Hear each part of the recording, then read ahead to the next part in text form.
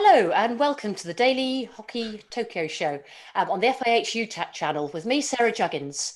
It's day two of competition at the Tokyo 2020 Olympic Games, and I'm joined today by a real star of the game as we discuss some of those incredible matches that have taken place. So, welcome, Roger Hoffman, Dutch star of two Olympic Games when he won silver in 2012. Hi, Roger, how are you? I'm doing great. Thanks. Yeah, it was an amazing day. Yeah. It really, really was. I mean, I started watching. I'm over here in the UK. I started watching at 1:50 in the morning, and I've just finished. And I've got to say, I don't think there was a minute of the day when I wasn't enthralled by some hockey action. And we've got some great results.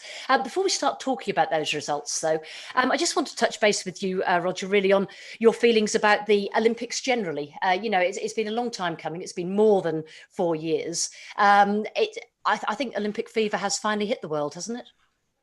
Yeah, I think so. And to be honest, I just came back from a holiday and I was watching the opening ceremony and actually, to be honest, I also got the Olympic fever again a bit. I was I don't know, I felt a bit I really missed the games. I miss it was the first time in my life since I quit after the Olympics. I actually missed playing, and that's so I think that's still what the Olympics does to you. Yeah. It's the most important games you want to play, and it's the tournament you want to play, and it's the village you want to be in. It's the complete package, and yeah, if you ask me, I completely got the fever, and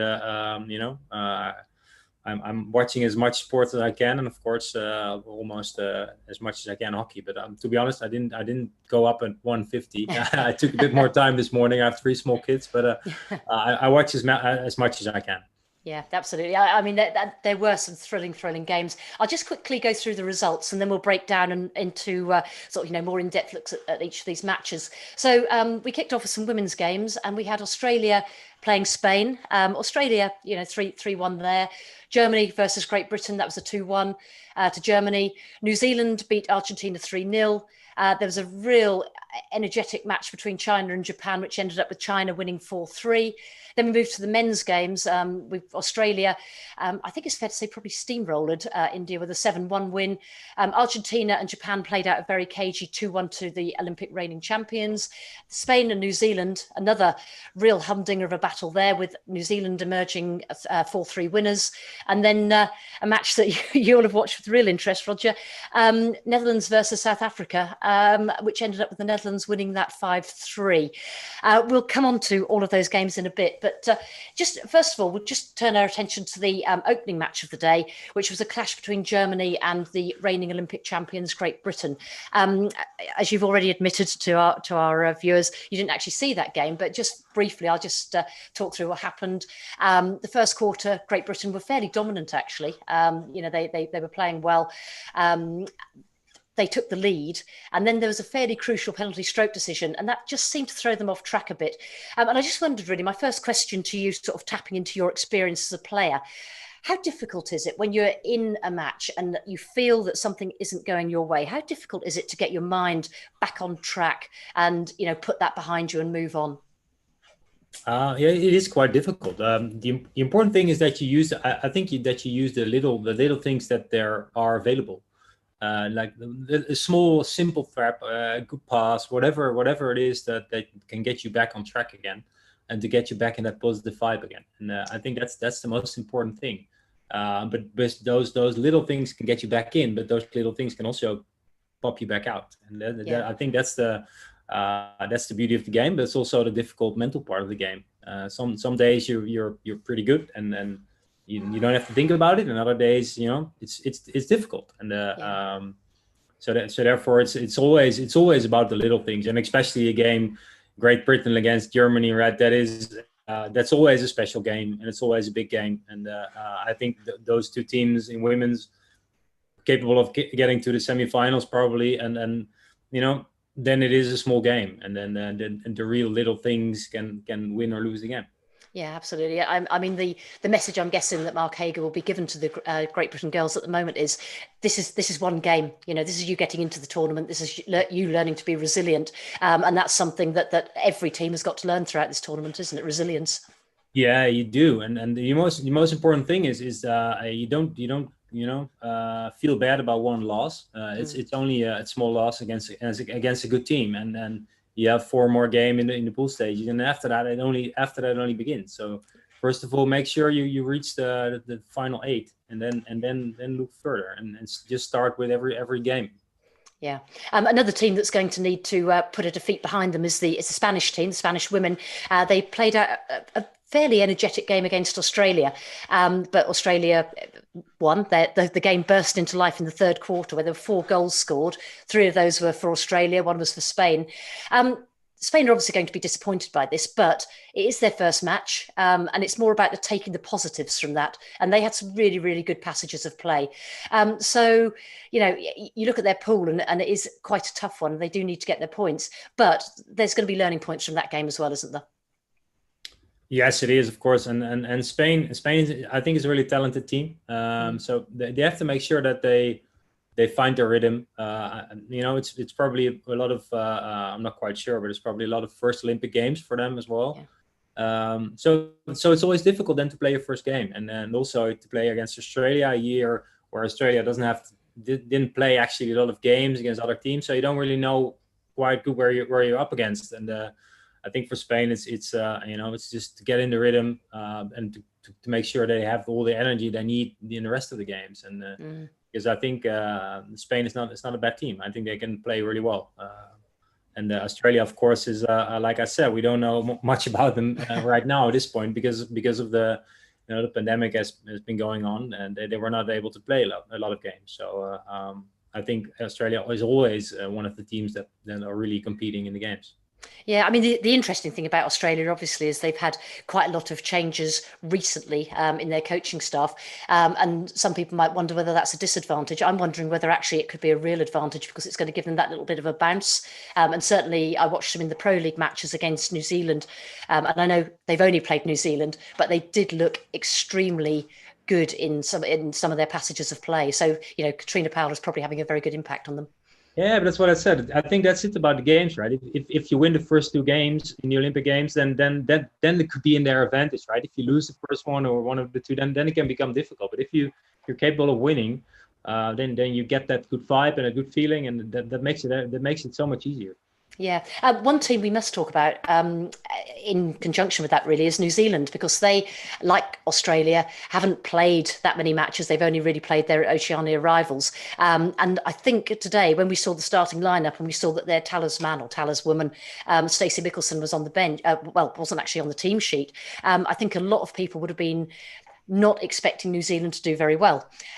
Certainly when the match started and Argentina were pushing and pushing and pushing, again, I think people were expecting an Argentinian win, and actually it was 3-0 to New Zealand in the end. How do you explain something like that? Yeah, but I can't. It's impossible to explain. But again, I think if you're on the pitch in the games, and you're on that blue field and you're seeing the rings, then everything is possible. I think all teams can beat each other, and then it doesn't really matter if your one best player isn't playing, because then everybody else is probably thinking, I need to step up, or I need to do something else, or something a bit more. And then if that works out, then that's perfect. And then New Zealand, you made the best of it, and they every chance they got, they scored, right? So yeah, that's exactly right. Yeah. Yeah. So they did a great job, and like I said, it's only the beginning of the tournament, but it's nice to start with a 3-0 win against Argentina. Yeah, yes, I think they were very pleased, certainly, and it's good for Graham Shaw as well. He's a new coach with the New Zealand team. He put an awful lot of energy and a lot of belief into the Irish side, and he now seems to be doing a similar thing with the Black Sticks, which is great. The final women's game was a match between the Asian giants, China and Japan. This was a busy, energetic, high-scoring game. China emerged 4-3 winners. We haven't seen that much of either team, but we particularly haven't seen an awful lot of China, in the lead up to the games. Sometimes that's an advantage, isn't it? For a team, they're quietly doing their thing, they're quietly getting ready for the games, and then they turn up, and people don't know what to expect. They haven't got the video footage to look at. So, is this going to work in China's favour, do you think? Yeah, definitely could. If you're not in the spotlights, then people don't really look at you, and you can do your own thing in your own time, in your own tempo, and your own pace. And sometimes that works really well. On the other hand, you don't have the opponents to play against, so it could also go really bad. But Yeah. in this case, I think China is really a country that does their own thing in their own way, and sometimes that can be a real big surprise, like in the 2008 Olympic Games, right? So they can always be a surprise, and I think for the women's tournament, and again also for the men's tournament, it would be great if Japan actually does well, because then also in that country it's getting a bit bigger, and then that would be great. So it's a good thing that this is a close game and a close match, and it was nice to watch. Yeah, I mean, and that's the thing about all four of the women's games today. Obviously, they were winners, but you didn't feel that anybody was walking away with the game. There was always this chance that the game could flip on its head and things could change. I just wondered briefly if we could talk about Argentina's head coach. Because obviously it's the same chap. It's Carlos for both the men and for the women. Now, how stressful is that going to be for him? We saw him do it in 2014 in The Hague at the Hockey World Cup. He was rushing from pitch to pitch. He was dealing with the men. He was dealing with the women. How on earth is he going to cope with the stress of this Olympic Games in that situation? To be honest, I honestly don't know. It seems like it's an impossible job to me. He did it in The Hague, and it worked really well. But that's such a different tournament, right? It's only the World Cup hockey. It's only everything is arranged really well, really easy. It's just close to the stadium, same hotel, everything. And now this tournament with all the rules and the pandemic and everything around, I think it's really difficult, and I think he should have, and I think my guess is he has great assistant coaches and trainers who can help him really well to make sure that he's in contact with the team constantly and with his teams and his assistants, because otherwise I don't think it's possible. No, I mean, I was watching him as he was on the side of the pitch, and I would have loved to have seen his heart rate, particularly when the women were firing shots and nothing was going in. And then he obviously had to calm himself down in order to get ready to lead the men out in their match. As a coach, we talk about the players looking after themselves, but how important is, I mean, it's obviously very important, but how do coaches go about keeping themselves in a healthy and as stress-free frame of mind in preparation for these games? Because it's really important, isn't it, that your coach, as a player, you look to your coach and they are pretty calm before a match.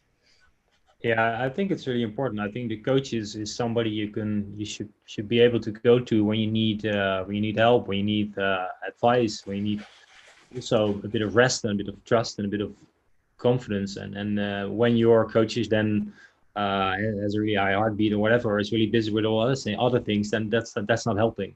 So that is really important, I think.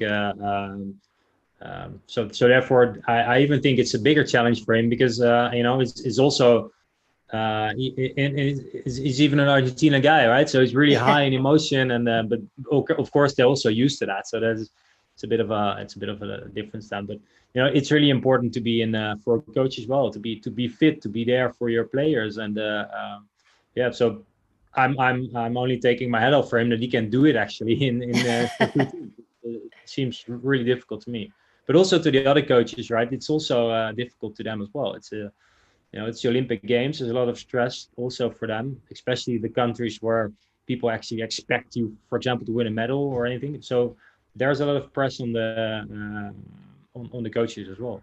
Yeah, and we'll obviously come on to the pressure that must have been on Max Caldas for quite a large proportion of his game a bit later.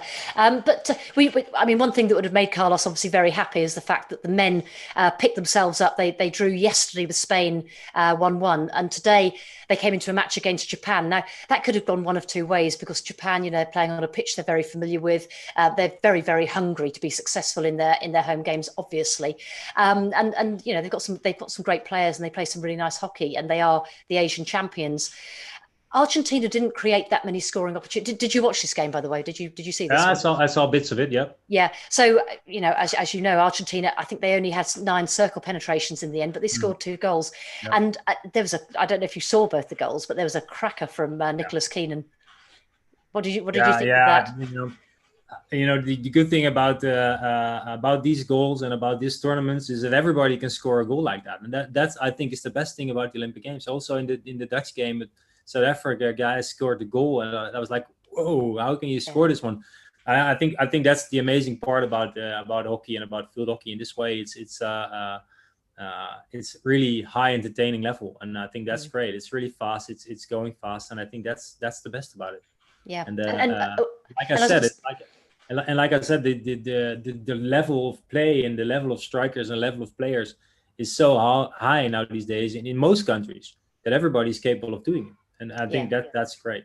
Yeah, and one of the things that we've talked about, and also some of the other guests have talked about, is the importance of growing into the tournament. And I just looked back and looked at the way that Argentina grew into the tournament in Rio in 2016 as well. They didn't start brilliantly, they started with a draw, and then they gradually eked out some results. And it seems like they're following that same sort of pattern now. They're not actually, in my phraseology, busting a gut to get a result at the moment, but they're obviously building into the tournament, and that is that's the experienced way of doing it, isn't it? Yes, I agree. I think they're a really experienced group, and they're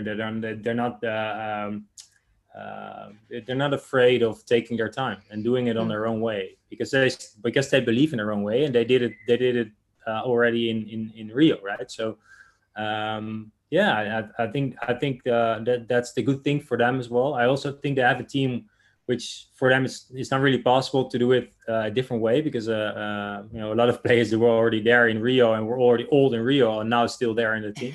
Yes. So I think this is their way, and it's working for them. I can see them coming far again this time. I'm not quite sure if they can do the same as they did in Rio, but still, it's a team to watch.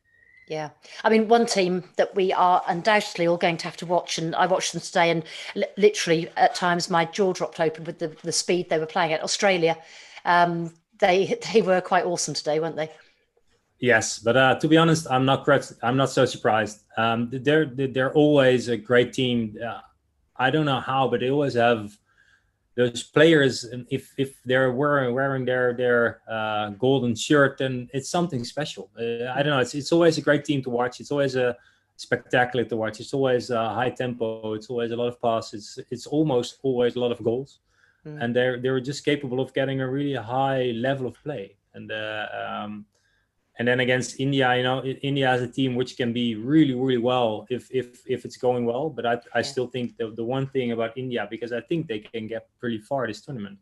The one thing about India, I think, is if it's not going well, then it can go bad. And that's, I think, the thing that India should, the one thing that India should get better in is if it's 2 or 3-0 even, then keep it at 2 or 3 instead of then first of all or going for it again, and then it becomes 4, 5, 6.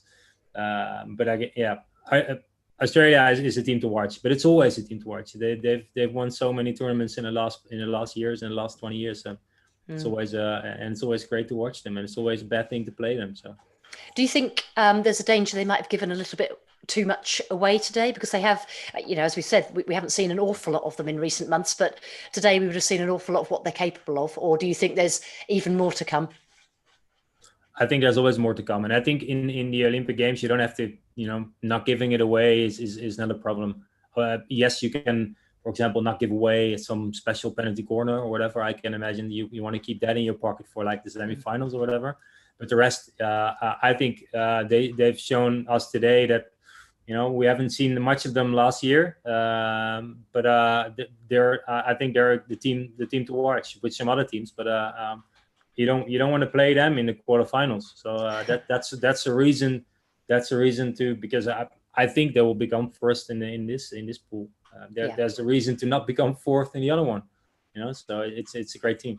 Yeah, absolutely. And in terms of India now, what do they do now? Do they regroup? Do they obviously look at what's happened today? But they've got a belief in the way they've been playing in the last few months or the last few years, because they have been on an upward trajectory, haven't they? Yeah, they will, and they yes, they will look at the clips and the video of this game, but they will also trust on what they've done in the past months and the past years, because they have grown tremendously into the game again, and that made them a really difficult opponent, and that changed over the 10 years, over the last 10 years, and they're a great team, and they will be really difficult to beat them tomorrow. And so they will regroup. They have good coaches. They will get together, and they will stand there the next game. Yeah. What actually? Don't see any issues there. What do you think actually went wrong for them today? Because was it just that they got Australia on a day where everything was going right for Australia, and as you say, they then tried to fight back, perhaps in a slightly inexperienced manner, or was there something more fundamentally wrong that Australia were able to pounce on? No, I don't think so. Actually, I think this could be just one game, and then the next game, it can be 5-1 for India. To be honest, yes, because they have such good players and such a good corner. Well, I think everything is possible for them, and I don't want to judge them on this one game. No, and that of course is the thing. We don't want to judge any of these teams on this one game, because it's as we know, things can change very quickly. Now, a really crazy match was the match between Spain and New Zealand. I mean, the lead went bing bong all the way through. Eventually, New Zealand won 4-3.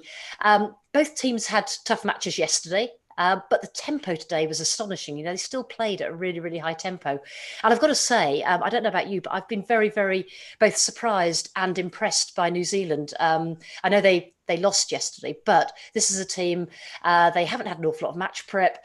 They haven't had a lot of chance to acclimatise, and they've come from their own winter as well. So what have they done, do you think, in their preparation? Is it all about heat chambers and that sort of thing? How have they got to this point? Well, I think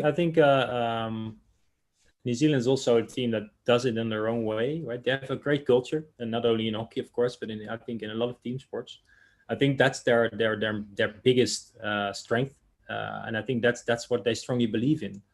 And they don't have any, maybe they don't have like the world class players that maybe in Argentina or Australia or Holland or Belgium have, or Germany, but they do have the team. And I think that's their biggest strength, and that's one of the reasons that you will never, or I hope I can say that, but you will never beat New Zealand by a lot. You can beat them, but then it still is a game. And I think this is the men's game today where you couldn't maybe predict the winner. All the other outcomes of the games were special. Like there wasn't an easy game, or how you want to say it. But in this way, I think Spain or New Zealand could have won the game. But I think New Zealand, I think that's the thing they have. It's always the black sticks. I've played with a lot of guys and against a lot of guys in Holland, and I didn't have the feeling they were world-class players. But once they put on their shirt and their black shirt and they do it together, it's always a strong team. It's always a team you're never gonna get the game. You always have to fight for it. And sometimes you win, and sometimes you can lose against them. And today they did a great job winning against Spain, because in this also in this pool, it's becoming. I think it's really going to be a challenge to be in the first four. Compared to the other pool. I think in this pool, it's really difficult to get there. Once you're there, then the new tournament actually starts, I think. But it's really difficult to get there. Yeah, I think you're obviously reading my notes over my shoulder here, because I've said for Spain, in this pool, this is a big blow, this result, isn't it? And they're going to have to really work hard, to recover and get ready for their next match, which will be an India that really wants to make sure they secure a place. Yes, it is really difficult, and it's really, if you want to continue the tournament, then you have to beat at least two teams, right? Or something like that, right? So it's really difficult, and also the maybe number last team in this pool is Japan, but they're doing great and they're playing at home. So every single game in this first pool is really difficult, and you have to be strong every single game, because otherwise you cannot make a mistake. And I think that is the slight difference between this pool and the other one. Yeah, no, I agree with you. Okay, final match of the day to talk about then is your own home team, Netherlands. And they had a bit of a shock, didn't they, for the first few minutes of this game? Yeah, they did. Yeah, I was a bit shocked as well, actually. I think, by the way, South Africa did great in the first quarter, and they scored a few great goals, and but of course, a bit of poor defending, poor stopping balls, lack of concentration, I guess, or with Holland, and yeah, 3-0 down. If you would ask me that in the beginning, then I would probably laugh. But like I said, it wasn't even stolen or everything. It was 3-0, and it was the way the game was going. Yeah, South Africa was way better, and but in the end, I think a team like Holland should always win these games, and they did. Although they did it in a really poor way and only 5-3 with 3-0 down, they did win. But credits to South Africa, they did great in the beginning, and it's always sad to see then that they're just not able to keep it up in the entire game. But in the end, I think Holland won, and they will get back into the village, and they will have a good talk about the game, and I hope they will forget it really soon, because South Africa in this stage is for Holland against South Africa. You need to win, and what you want to do is you want to win and give yourself a good feeling. Well, I don't think that happened. They won, but the feeling will not be that great, I guess. But in the end, it's the Olympic Games. You have 3 points. Get over it and play the new game, and that's the most important part. But it was a strange game. it was a very strange game. I mean, I guess from a neutral point of view, or even from somebody who perhaps isn't that au fait with the game of hockey, to have turned on and seen that would have been exciting. And I was having an off-air conversation with one of our other panelists, Marsha Cox, who was saying this is great for young kids in Africa to see, because they're seeing young talent running around the pitch against the best in the world, and that's fantastic. So that's a really good thing, isn't it? It is, and it's great for hockey in general, because we have all seen the games where I don't know, it was like 8-0, 10-0, whatever. But this is the way it should be, right? It should be 5-3. It should be 3-0 for South Africa, and then you don't. And I completely agree. It's great for the people who watch it in Africa and say, hey, this is what we can do against one of the top nations, and if my country can be beneficial to that, then I'm fully aware that 5-3 is a great score. And then no, I'm kidding, but it is important. And of course, I like the fact that Holland won, and but I like again, credits to South Africa. I think they did great. You obviously have worked under Max. What might his words have been like in the changing room at halftime? Do you think he'd have been quite calm? No, I don't know. No, he can either be really calm, like really, really calm, or well, the other way around. Yes. I don't think there's a middle way. It will be screaming or being really calm and saying, "Okay, guys, we know this is not good. Let's turn it around." Or it's like screaming. It's like I know it's black or white. It's You couldn't read from the players' faces whether it had been a screaming or the quiet treatment. No, I think everybody was screaming inside. So I think everybody was screaming, and I think that the voices inside their own minds were screaming. And but I think that's the thing. They should be at ease. They should be calm. Of course, discuss the things that went wrong, but stick together and stay together. And I think that's one of the things that happened to us in Rio. After the games, after the semifinal, we lost. I think that's one of the things that didn't go really well, and I think they should have learned from that and stick together and make sure that every single game you're trying to grow, and as long as you win, it doesn't really matter. Yeah, I mean that is the mark of a great team as well, isn't it? The fact you can go down and you can have that confidence in your systems and in your processes that you will actually get a result at the end, and that's the mark of a really good team. The last time we won as a Holland in Sydney, we only won 2 out of 7 games, so there's a long way to go. Yeah, sure is. Right, we've got some great games again tomorrow. Looking at tomorrow's fixtures, if I just rattle through them and then you tell me which ones take your fancy. So we've got, I mean, the opening one, Germany versus Belgium men. That's going to be a bit of a cracker, isn't it? That's going to be a nice game. That's going to be a really good game. We've got GB versus Canada. I'd like to see that as a close game, but I'm not sure already on the previous games we saw. And then we've got we've got all the women in action. We've got a replay of the 2018 World Cup. We've got Netherlands versus Ireland, South Africa versus Great Britain, Germany versus India, which I think will be quite an interesting one. We've then got Australia versus China, Japan versus New Zealand, and Argentina versus Spain, which is likely to get a little feisty. So what do you fancy, Roger? What would you advise people to tune into? Yeah. Well, I think I can predict all the winners already. Because I have the feeling it's quite a day where every team plays a bit less team. But like I said, I hope we can see Japan shine, because I think it's great for them. So that I hope that will be great. And indeed India, it would be great if they can also perform with the women as they do with the men. So that would be great, and that's that will be my game to watch. And I think if the Dutch team can grow into the games, then it's a great game to watch, because you can see great hockey. It's not maybe the best game to watch, but if you want to see great hockey, then it could be a good thing to watch Holland. Brilliant. Well, thank you so much for spending the time talking to us. We will be obviously chatting again and again and again on this show, but it was lovely to hear your insights and thoughts today. So thank you very much indeed. You're welcome. It was a pleasure to be here.